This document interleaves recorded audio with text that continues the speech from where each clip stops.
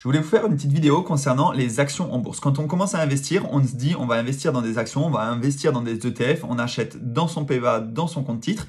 C'est deux choses différentes, mais qu'est-ce que c'est concrètement qu'une action? Donc là, on va faire une petite vidéo rapide pour savoir un peu qu'est-ce que c'est concrètement une action, par quoi elle est influencée, qu'est-ce que c'est la liquidité, la capitalisation. On va voir un petit peu des exemples d'actions qui vont être intéressantes sur lesquelles on va pouvoir investir et on verra aussi la différence avec des ETF. Donc une action, concrètement, c'est un titre de propriété d'une entreprise.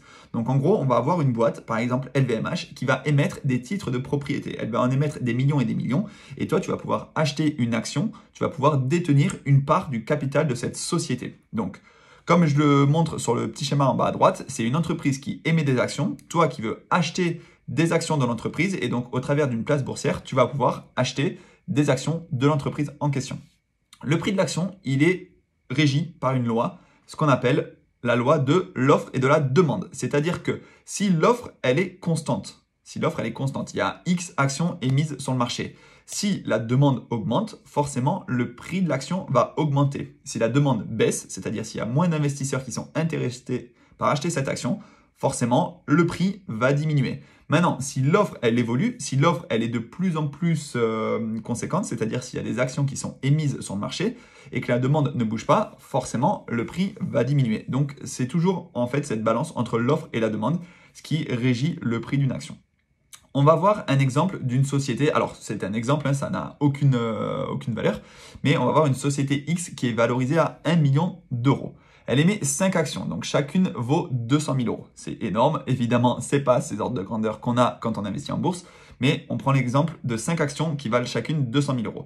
Plus des investisseurs vont s'intéresser à cette société, plus le prix de l'action va augmenter. Forcément, si moi et 4 autres amis, donc si on est 5 à détenir cette action à 200 000 et que toi tu veux l'acheter, forcément, il y a quelqu'un qui va pouvoir te la vendre un peu plus cher. Donc le prix de nos actions va augmenter aussi. Et si par contre, il n'y a personne qui veut nous l'acheter, s'il y a vraiment personne qui veut nous l'acheter, on va être obligé de baisser le prix pour pouvoir vendre cette action. Donc là, c'est un exemple avec 5 actions. Évidemment, c'est régi par le marché, ça veut dire qu'il y a des millions d'investisseurs sur une entreprise.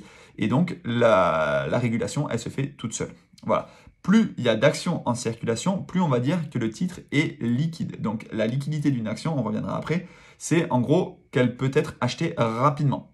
Ça, c'est complètement différent de l'immobilier. Je ne sais pas, oui, je vous ai mis ici la petite image. L'immobilier, c'est ce qu'on appelle un placement illiquide. C'est-à-dire que pour vendre un appart, pour vendre une maison, tu vas avoir besoin de faire des recherches, de faire des visites, d'échanger avec les vendeurs. Tu vas prendre plusieurs semaines, plusieurs mois pour pouvoir vendre un appart. Pour une action cotée en bourse, ça va être instantané, ça va être quelques secondes si tu l'achètes pendant les heures du marché. Donc, c'est la liquidité, ça veut dire c'est un petit peu la facilité avec laquelle cet actif peut être échangé. Donc, plus on dit que le marché est liquide, plus il est rapide et peu coûteux d'y réaliser des transactions, évidemment. Alors, ça, c'est juste un petit schéma que je vous invite à faire pause si ça vous intéresse. En gros, c'est votre banque en ligne, votre banque qui va vous permettre d'accéder à une place boursière et vous, en tant qu'investisseur, vous allez pouvoir confronter l'offre et la demande et donc acheter des actions.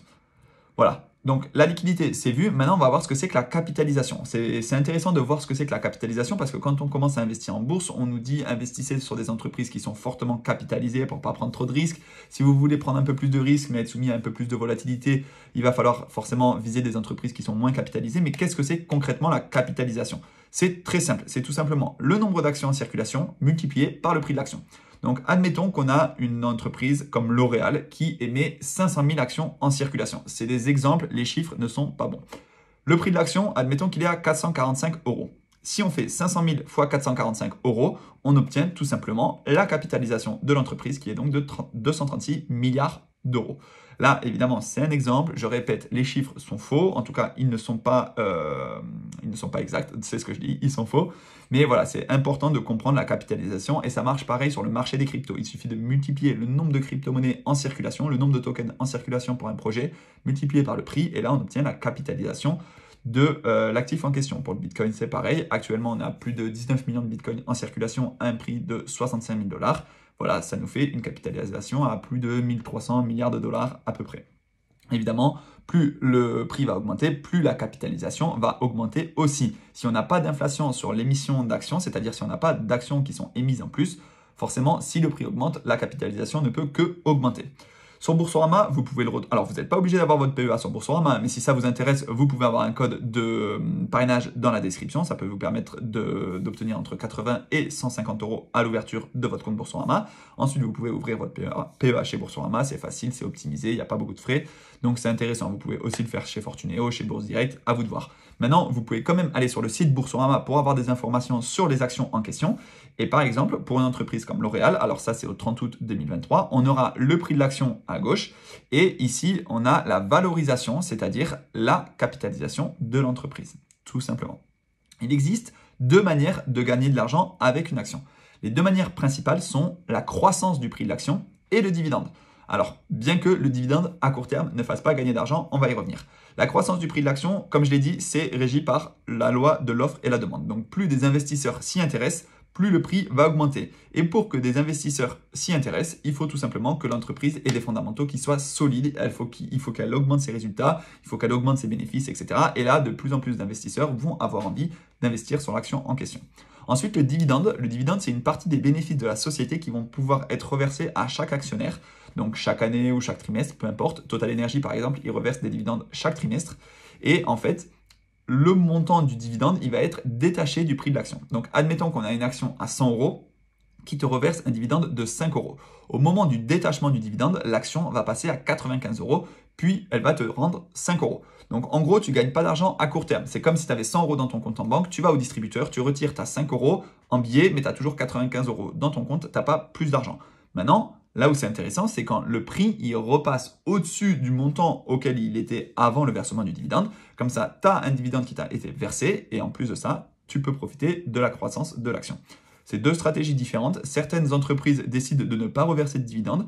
Je pense par exemple à Meta qui n'a pas reversé, les boîtes de la tech, elles n'ont pas beaucoup reversé de dividendes pendant des années parce qu'elles réinvestissaient leurs bénéfices, elles rachetaient des actions et ce qui permettait de faire croître l'action tout simplement. Et il y a des boîtes qui reversent des dividendes qui sont en constante augmentation depuis des années et des années. Donc ça, c'est intéressant si tu veux être dans une stratégie de rente. Tu peux faire un peu les deux aussi. Tu peux avoir des actions qui reversent des dividendes et des actions qui sont en croissance. Maintenant, attention à voir en fonction de ta stratégie. Si tu es dans ton PEA, tu peux avoir des actions à dividendes. Si tu es dans ton compte titre, il va falloir faire un petit peu attention à ça parce que dès que tu reçois des dividendes, tu vas avoir un frottement fiscal puisque tu vas devoir payer de l'impôt sur tes dividendes avant de pouvoir les réinvestir.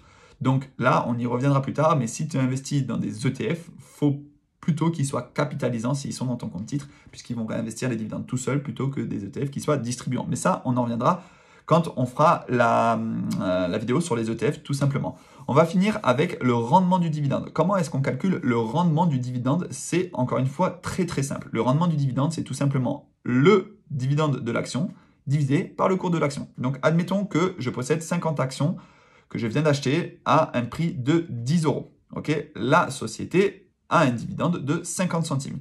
Il suffit de faire le dividende divisé par le prix de l'action, donc 50 centimes divisé par 10, et on obtient donc un rendement de 5%.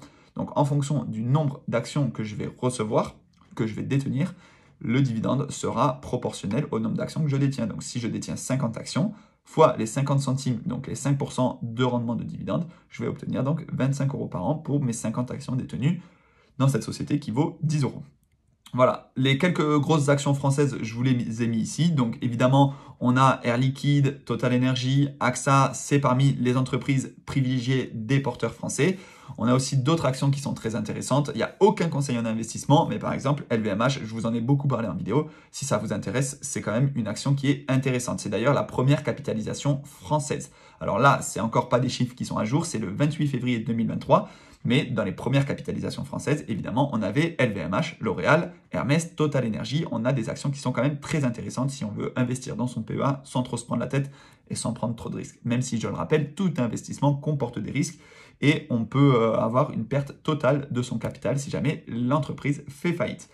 Comme je vous ai parlé de LVMH, je voulais vous montrer à quel point LVMH, c'est une action qui est quand même extrêmement diversifiée. Alors, c'est un peu comme un ETF sur le secteur du luxe, en fait. Le groupe LVMH va détenir 75 maisons de luxe. Donc, évidemment, il y a toutes les marques qu'on connaît, c'est-à-dire Louis Vuitton, Dior, Céline, Kenzo, etc. Mais il y a aussi de la distribution sélective, des montres et de la joaillerie, du parfum, de la cosmétique, des vins, des spiritueux, etc. Et L'Oréal, c'est pareil. Ils n'ont pas que la marque L'Oréal Paris. Ils ont par exemple Vichy, CeraVe, etc. Il y a plein de marques dans un groupe. C'est pareil pour les entreprises américaines. Si tu investis sur Coca-Cola, par exemple, tu n'investis pas uniquement sur la marque Coca-Cola. Tu vas détenir plein de marques. Ça va être un conglomérat de marques. Et là, on voit à quel point un petit peu toutes les marques américaines sont centralisées autour de 7 ou 8 groupes de l'agroalimentaire.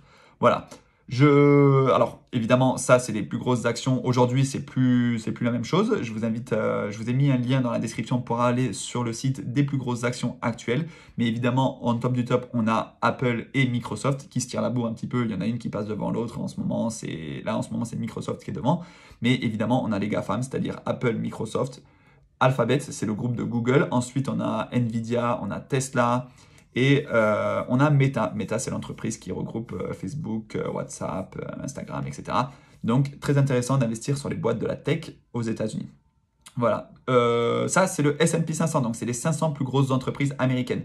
Pour savoir comment on investit directement en un clic sur le S&P 500, je vais vous faire une vidéo sur les ETF très prochainement. Voilà, si vous avez des questions sur les entreprises, sur les actions, sur les rendements, sur la capitalisation, peu importe, si vous n'avez pas bien compris ce que c'était une action, n'hésitez pas à me poser des questions dans les commentaires, je m'y ferai un plaisir d'y répondre. Et d'ici là, commencez à investir directement dans votre PEA ou dans votre compte titre. Vous avez tous les liens qu'il vous faut en bio si vous voulez ouvrir des comptes. Et rejoignez-moi sur tous les réseaux sociaux. Je vous dis à très bientôt. Ciao!